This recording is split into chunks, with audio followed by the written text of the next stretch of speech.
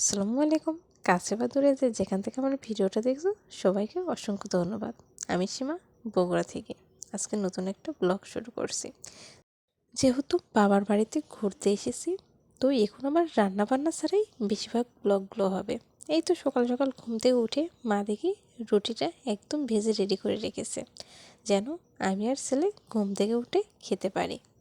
আর যেহেতু রুটিটা ভাজাই ছিল, তাই ঝটপট একটা ডিম ভাজি করে মা ছেলে রুটিটা খেয়ে নিয়েছে।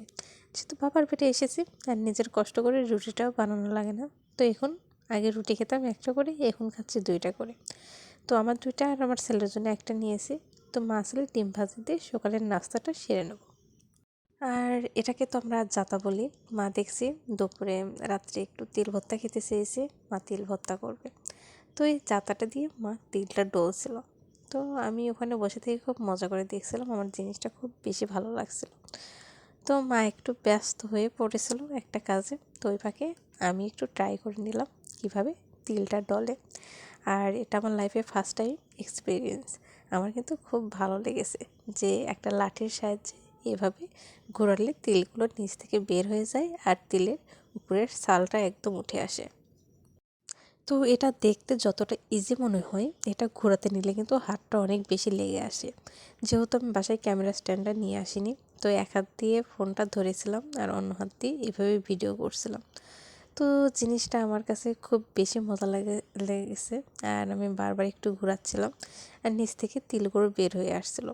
দেখা যায় তেলটা দুইবার, যতটুকু তিলে ভর্তা করা হোক, দুইবার এভাবে ঘোরালেই দেখা যায় তিলের ছালটা একদম উঠে পরিষ্কার হয়ে যায়। আর মায়ের কাছে এসে যে কতটা শান্তি, এটা বলে মানে এমন কোনো শব্দ নেই যেটা বলে বোঝানো যায় যে এতটা শান্তি পাওয়া যায় মায়ের কাছে আসলে। সকালে কি খাবো সেটার টেনশন নেই, দুপুরে কি রান্না করব সেটার টেনশন নেই, বিকেলের নাস্তার টেনশন নেই। রিল্যাক্স, এতটা রিল্যাক্স সেটা বলে বোঝানো সম্ভব না আসলে। আমার মেয়েরা খুব বেশি স্বার্থপর, দেখা যায় নিজের সংসারে ঠিকই কাজ করি, মায়ের কাছে আসলে মা কাজ করতে দেয় না আর নিজেরও করতে ইচ্ছা করে না। আর দুটো মিলেই দেখা যায় আমাদের, আমরা যখন মায়ের কাছে আসি তখন আমার মনে হয় না কোনো মেয়ে ওইভাবে কাজটা করে।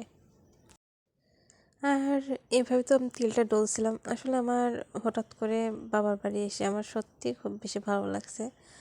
আর বিশেষ করে বেশি ভালো লাগছে আমি একটানা 4 মাস ছিলাম নিজের সংসারে। তো রান্নাবান্নায় প্রায় একদম অতিষ্ঠ হয়ে গেছিলাম। তুমি যতই রান্না করো, যতই তোমার আলাদা সংসার হোক, দিন শেষে কিন্তু ভালো লাগে না। মনে হয় কোথাও থেকে একটু ঘুরে আসি, একটু বসে থাকবো, কেউ বসে বসে খাওয়াবে। তাহলে দেখা যায় নিজের সংসারে গেলে আবার নতুন করে কাজের এনার্জিটা পাওয়া যায়। আর নিজের বাসায় থাকতে ভিডিওর এত এত টপিক ছিল, সকালে কী করছি, দুপুরে কী রান্না করছি, বিকেলের নাস্তা কী করছি, ঝটপট সব ভিডিও করতাম। আর এখন বাবার বাসায় এসে দেখা যায় যে ওইভাবে ভিডিও করা হচ্ছে না, ভিডিওর কোনো টপিকও খুঁজে পাচ্ছি না যে এত কী ভিডিও করব। আর যেহেতু মা রান্না করে, ওইভাবে রান্নাঘরে যে ক্যামেরা ধরে রাখতেও আমার বেশি বিরক্ত লাগে। তো তোমাদের সাথে আজকে শেয়ার করি আমি কীভাবে নিজের টাকা জমিয়ে নিজে একটা স্বর্ণের আংটি বানিয়েছিলাম। আসলে সব মেয়েরই স্বর্ণের গোল্ডের একটা চাহিদা থাকে। তবে সত্য কথা বলতে মানে প্রত্যেকটা মেয়ের এক এক রকম চাহিদা, কারো স্বর্ণের, কারো নতুন ড্রেসের, কারো ঘোরার, এক একজনের চাহিদাটা এক এক রকম। তো আমার গোল্ডের ওই রকম চাহিদাটা নেই যে লাগবে এই সেই, ওই রকম না। নতুন নতুন ড্রেস অনেক থাকতে হবে এটাও না। আমার খুব বেশি ঘুরতে ইচ্ছা করে, প্রচুর ঘুরতে ইচ্ছা করে।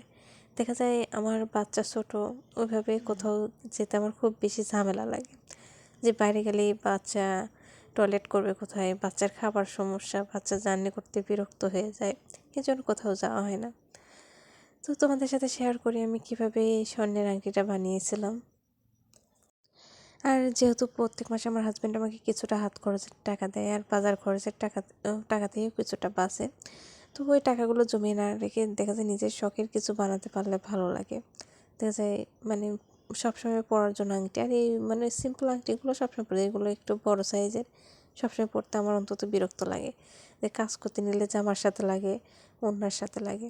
তো টাকাগুলো ঘরে ফেলে না রেখে যদি স্বর্ণ বা গোল্ড কেনা যায়, তাহলে দেখা যায় পরবর্তীতে তুমি সেটা যদি বিক্রিও করতে পারো, এটা তোমার কিন্তু হালাল উপায়ে টাকাটা কিন্তু অনেক বেশি লাভে পাওয়া যায়।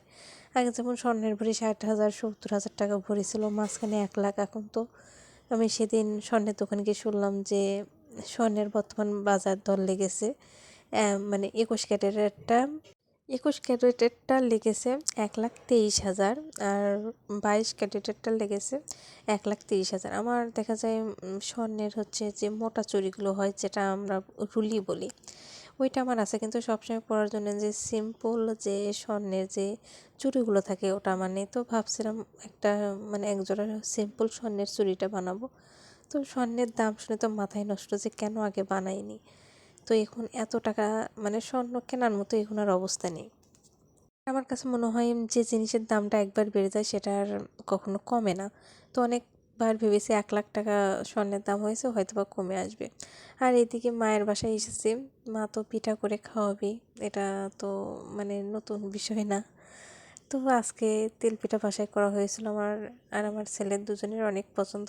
মানে সবাই মিলে তেলপিঠা খেতে কিন্তু অনেক বেশি মজা লাগে। আর পরিবারের সবাই একসাথে হলে কোনো কিছু তৈরি করলে সবাই যখন মজা করে খায় বা একটা খাবার তৈরি করলে সেটা ঝটপট শেষ হয়ে যায়, জিনিসটা ভালো লাগে। তো তেলপিঠাগুলো মাশাআল্লাহ খুব সুন্দর ফুলকো হয়ে ফুলে উঠছিল। আর যে তেলপিঠাগুলো একটু কড়া করে ভাজি করা হয়, একটু লাল লাল হয়, ওইগুলো কিন্তু আমার কাছে বেশি মজা লাগে। তো তোমাদের যেটা বলতে নিয়েছিলাম যে স্বর্ণের যে চারানি স্বর্ণের যে সিম্পল যে চুড়িগুলো পাওয়া যায়, তো ওইগুলো বানাতে মজুরি সহ বললো যে 33,000 টাকা পড়বে স্বর্ণের বাজার দর, বর্তমান বাজার দর হিসেবে। তো চারানি স্বর্ণ 33,000 টাকা দিয়ে বানাবো। আর ওইগুলো দেখা যায় স্বর্ণ কিন্তু পরবর্তীতে তোলা যায় না। আর হচ্ছে 4 আনি স্বর্ণতে বানালে পরবর্তীতে তুলতে গেলে দেখা যায় হচ্ছে সেটা 2 আনি ফেরত পাওয়া যাবে। আর বললো যে তো মানে 4 আনি স্বর্ণ দিয়ে চিকন করে যে চুড়িগুলো হয় ওগুলো বানালে নাকি অনেক দিন যাবে, 10 বছর পরলেও কিছু হবে না। লোকটাই এটাই বললো আর কি। আর এইদিকে দেখো আমার অনেকগুলো তেলপিঠা ভাজা হয়ে গেছে। দেখো কত সুন্দর লাগছে তেলপিঠাগুলো, আমার তো দেখি অনেক বেশি ভালো লাগছে যে এত সুন্দর ফুলকো ফুলকো তেলপিঠা। তো বেশ কয়টা গরম গরম তেলপিঠা খেয়েছে। আমার কাছে তেলপিঠা এরকম যেদিন ভাজা হয় গরম গরমের থেকে পরের দিন বাসি হলে বেশি মজা লাগে। আর এরকম ফুলো ফুলকো নরম তুলতুলে তেলপিঠা কিন্তু অনেক বেশি মজা হয়। তো আজকে বেশ কয়টা খেয়েছে, কালকে আবার খাবো। তো বাবার বাড়ি এসে ওইভাবে আমি রান্নার বা ভিডিও করার কোনো টপিক খুঁজে পাচ্ছি না। সারাদিন ঘুরিয়ে যে কী ভিডিও করব। আসলে নিজের সংসারে থাকলে সব কিছু একদম টাইম মতো হয়। আমার নিজের সংসারে থাকলে আমার দেখা যায় সকালে ঘুম থেকে উঠে সকালে নাস্তা করা, দুপুরে রান্না করা, সবগুলো অপর ভিডিও টাইম মতো দেখা, আবার নিজের ভিডিও এডিটিং করা, সেটা আবার পোস্ট করা, মানে সব কিছু কাজই ঠিকঠাক মতো হয়। এখানে এসে দেখা যায় দুপুরে বাবুকে ঘুম পাড়ে না, দেখা যায় গ্রামে আসছি সবাই অনেক তাড়াতাড়ি ঘুমিয়ে পড়ে, আর ওর দেরি করে ঘুমালে আমার দেখা যায় খুব বেশি বিরক্ত লাগে। তো এইভাবে আমি আপুদের ভিডিওগুলো অন করে রাখি, দেখা যায় সবার মাঝে কথা বলতে নিয়ে অন করে রাখলে অটোমেটিকই দেখা যায় ফুল লস হয়ে যায়। আর গ্রামে এসে নেটওয়ার্কের খুব বেশি সমস্যা, ওয়াইফাই থাকলেও তারপর দেখা যাচ্ছে যে ওয়াইফাই থাকে না, দিনের মধ্যে অনেকবার করে চলে যায়। তো তারপর চেষ্টা করছি যেসব আপুরা আমার ভিডিও দেখে সবার ভিডিও নিয়ম করে দেখার। আর দেখা যায় ওইভাবে সাউন্ড দিয়ে আমি এখন আর ভিডিওগুলো দেখতে পারছি না। আগে তাও কিছু কিছু আপুর ভিডিও আমি সাউন্ড অন করে দেখতাম, এখন দেখা যায় সাউন্ড অফ করে সবগুলো আপুর ভিডিওগুলো আমি অন করে রেখে দিই, আর অটোমেটিক্যালি ফুল লস হয়ে যায়। আর আমার কাছে যে আপুগুলো আমার ভিডিওতে কমেন্ট করে বা আমার ভিডিও দেখে, তাদের ভিডিওটা না দেখলে আমার নিজের ভিতরে কেমন যেন একটা অপরাধবোধ কাজ করে, যে ময়না পাখিগুলো আমার ভিডিওগুলো দেখছে, আমি তাদের ভিডিওগুলো কেন দেখছি না, বা আমার চ্যানেলে সে এসে কমেন্ট করেছে আমি তার চ্যানেলে কেন যাব না। এমনও দেখি কোনো আপুর ভিডিও যদি হঠাৎ করে অন হয়ে যায়, তো আমি সেই ভিডিওটা মাসাল্লাহ ফুল ওয়াচ করার চেষ্টা করি। তো আমার আজকের ব্লগটা এখানেই শেষ করছি। কেমন লাগলো সেটা অবশ্যই কমেন্ট করে জানিও। আজকের মতো বিদায় নিচ্ছি। আল্লাহ হাফেজ।